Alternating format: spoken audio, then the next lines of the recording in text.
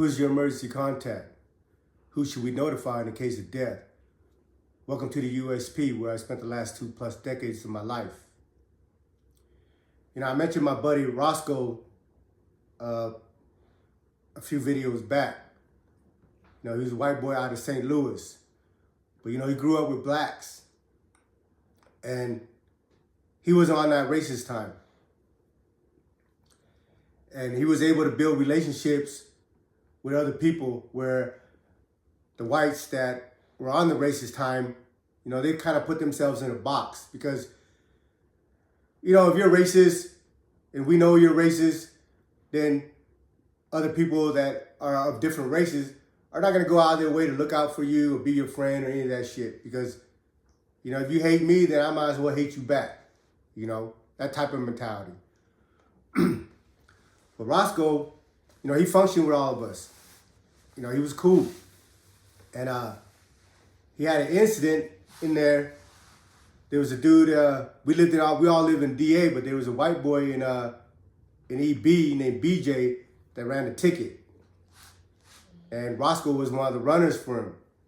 He'd go pick up the money or whatever, book the tickets in the block and all that. And so on this day, he went and picked up the books. But like I mentioned before, in Florence, in USP Florence, the yard is split. You're not going to be able to see the people you want to see when you want to see them. The only time you run into them is when you're going up to rec, walking up to rec, or in a chow hall. But even in chow hall, they call one block at a time, and they wait till that block is almost done eating before they call the next block. So if you're if you're one of the blocks that they call first, you're probably not going to run into the dudes that's in the block they call last. So trying to get to meet up with each other is a task in itself. So sometimes when you have something to deliver to somebody, you just pass it. Like when I go out to the block and I got a kite that needs to go into EA or EB or C block or whatever, I just be like, hey, who lives in CA? Hey, my homeboy Tran, or so-and-so in that block. They're like, yeah, hey, can you get this to him? And for the most part, like, I've never had any issue with sending anything in with somebody to the block and making sure my people get it.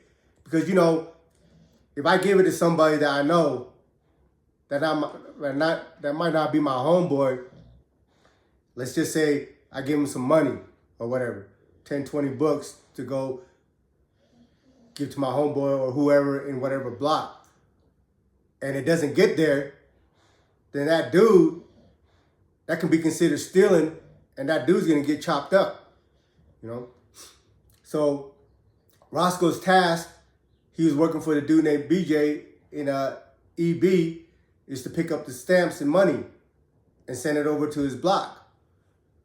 But all day, Roscoe's been trying to meet up with the dude to get it to him, and he couldn't find dude.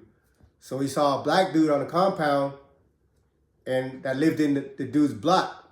Now, I don't know if Roscoe knew the dude or whatever, the extent of their relationship or whatever, but he gave dude, a couple envelopes full of stamps to go deliver to BJ. Well, BJ comes back out the next day and hit up Roscoe about it. And Roscoe's like, man, I sent it in with a dude in your block. And he's like, who? And Roscoe's like, he didn't remember the dude's name. But he's like, well, if I see his face, I'll recognize him, right? Because BJ never got the stamps. So Roscoe went out to the yard or whatever, and he found the dude that he sent the stamps to. And went over there and hit up the dude like, hey, man, what happened to those stamps that I gave you the other day to send to BJ? And the black dude was like, man, what? What are you talking about? I don't know you. I've never even seen you before. Well, Roscoe knew that this was the dude that he gave the stamps to. But because he didn't remember the dude's name, and, at the end of the day, Roscoe should have never done that because he didn't know the dude.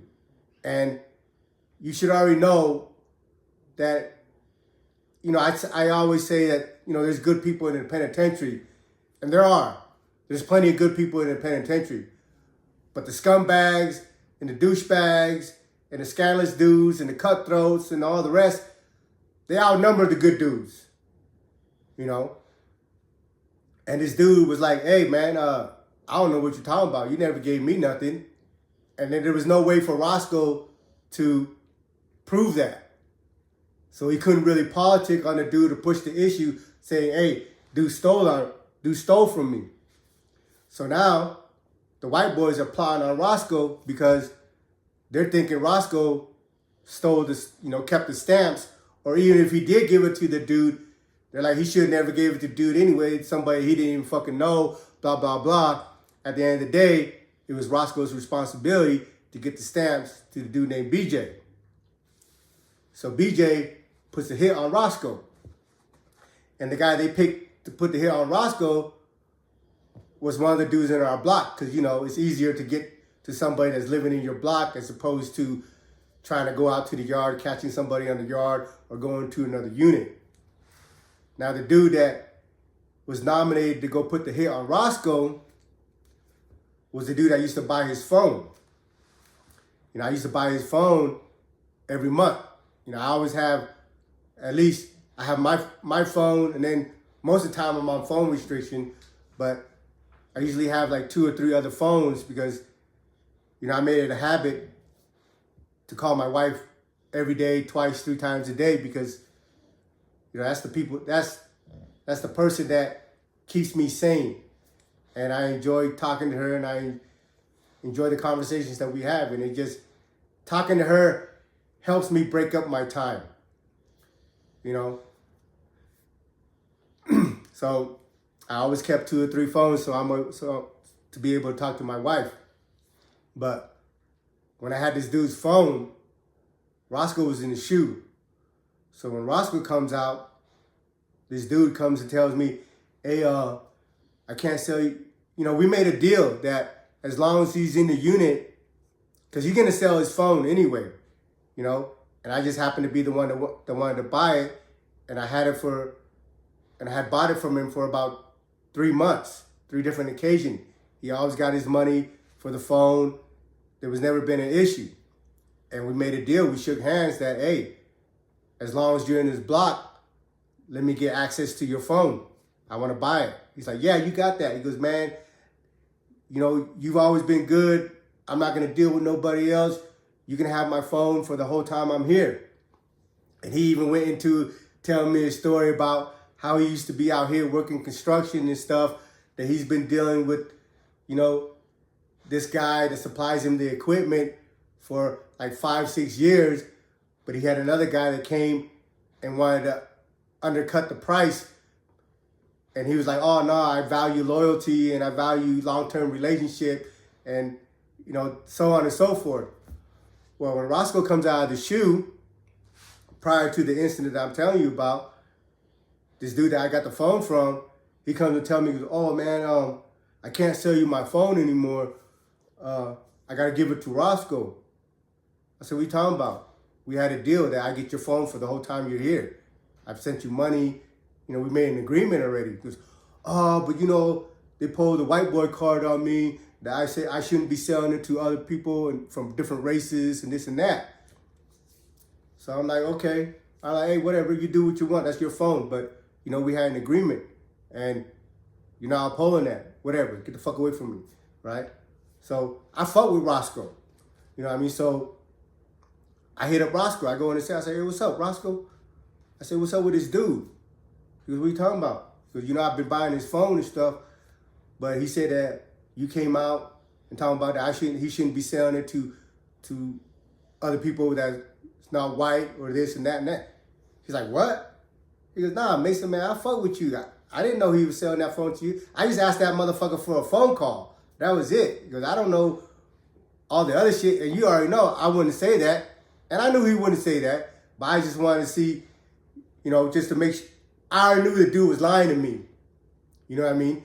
But, I have a rapport with Roscoe, so I can hit up Roscoe like that, and we can have a conversation without there being any hard feelings or any animosity. And Roscoe's like, nah, man. He goes, I never said that dude shit to that dude. I just, they got me on phone restriction. So I just asked him if I can get a phone call, and that's it. So, a couple of days later, my friend Rick Turner, the one I told you that had committed suicide after they changed the unit into a program unit, him and that dude were cellies. And I always go visit Rick and have a conversation with him. And after that, a couple of days later, I'm in Rick's cell talking to him. And the dude's his cellie, so he's in there. And I just ignore him. I don't have no conversation. I don't have no rooms for cowards and liars. I can't stand them, tolerate them. I don't give them no type of leeway, So, when I'm leaving the room, he's like, "Oh, what's up, Mesa, man? You can't say hi to me?"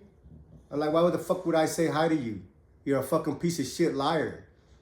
And I said all the things to him. I said, "Man, the only two type of people lie: cowards and piece of shit.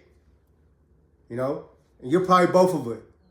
So don't fucking talk to me. I don't got no conversation for you." And I rolled out.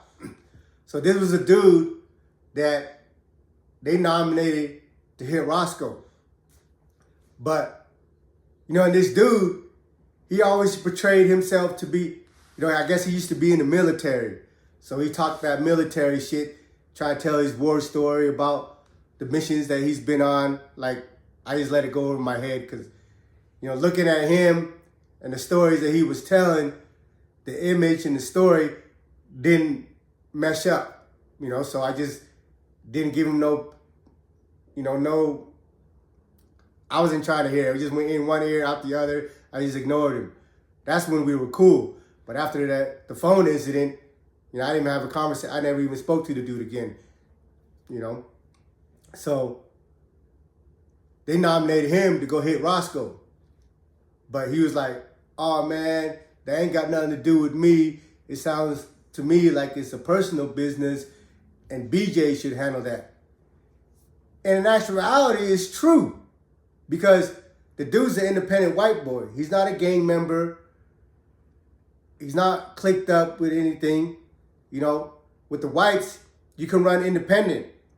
But, the independent as a whole in itself is almost like a gang. Because a lot of times in the penitentiaries throughout the history that I've been there, the independent whites been to war with the gang members that are white. Because they got tired of the gang members pushing their weight on them. Just because you're an independent white boy don't mean you're a lame or anything like that. It just means that you're not with the racist skinhead shit. Because all the white gangs in the penitentiary are racist gang, are skinhead, neo-Nazi, Klansmen, separatists, and so on and so forth. So the dude was like, "Man, that ain't got nothing to do with me. That sounds like a personal business, and BJ should handle that with Roscoe." But I don't know anything about the dude, BJ. I just know he had money and he ran a ticket and he was feeding the white boys on the compound. So him doing that gives him a little leeway with all the other white boys because they're eating off of him. But he also know that Roscoe can fight. Roscoe got hands, and that a lot of people like Roscoe. We really didn't know or understand all the details of that situation. But, a lot of people were getting their feelings if Roscoe got jumped on something stupid and something foul because he was a likable dude. He was a good dude. So when the dude refused to hit Roscoe, BJ and a couple other white boys came to Roscoe and said, "Hey, man, you want to make it right?" Because they know Roscoe's a good dude and he might have legitimately made a mistake, by giving it to this black dude that's supposed to deliver these stamps that didn't or whatever. But it wasn't like nothing personal. Like he wasn't, like Roscoe's a good dude. A lot of people liked him. So the white boys came to Roscoe and was like, "Look, man, we told this dude to hit you and he refused. So if you want to get back in good grace, go punish the dude for refusing the mission," right? Now, again, I tell these dudes that come in, like even the white dudes that aren't really with that violence, jumping on dudes or going on missions, I always tell them, you know, regardless if you want to do it or not, the result's going to be the same. You're going to end up in the shoe. But you're going to either end up in the shoe as a victim or you're going to be up in the shoe in good standing. You know, even if you don't want to do it, this is the penitentiary, this is the environment that you're in. When your number is called, man, just go and handle it. You know what I mean? They're not going to put you in harm's. You know, if the dudes that you're going on a mission on is tough, they're going to send 2 or 3 other dudes with you. But if you refuse the mission, then you're going to get X'd out. And that's just the nature of the beast. Whether we agree with it, whether we like it, whatever, that's the nature of the beast. And the concept is that we're a group.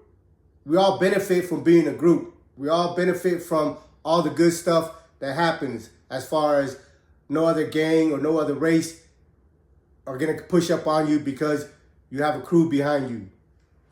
But at the same time, you can't just sit around and benefit from all the good stuff that being part of a group gives you without having to carry the weight too. You know, there's people that likes to have a free pass. They like to have all the good things, but then when it comes down to holding it down or putting in the work, they want to duck it. And, you know, we had a lot of situations like that with the homies that are Asian Islander, because, you know, we're not a gang. But at the same time, again, you're not a gang, but when people see you, you know, you got slant eyes and whatever, you look Asian, you part of an Asian Islander car. And there's people in the Asian Islander car that other people, other races, other gangs respect. So even though you're a dude boy or you're a weenie, they're not going to push up on you and extort you and abuse you, because out of the respect and even fear of everybody else around you.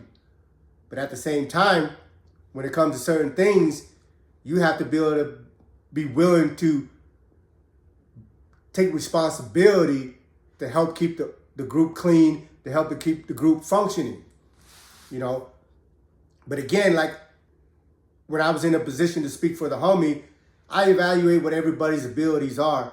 And I always make sure that, okay, if you're not the type of dude that's going to go on a mission, then when we need help in other aspect of whatever we're doing, that you need to be willing to contribute, because you're not just going to sit around and get a free ride and kick your feet up and put your headphones on and watch TV all fucking day while I'm up here on the front line holding this down, you know? So Roscoe comes to me, he's like, man, he's like, shit, they told me to beat up this motherfucker for not wanting to beat me up. I say, fuck it, all right. And he went over there and punished dude, you know?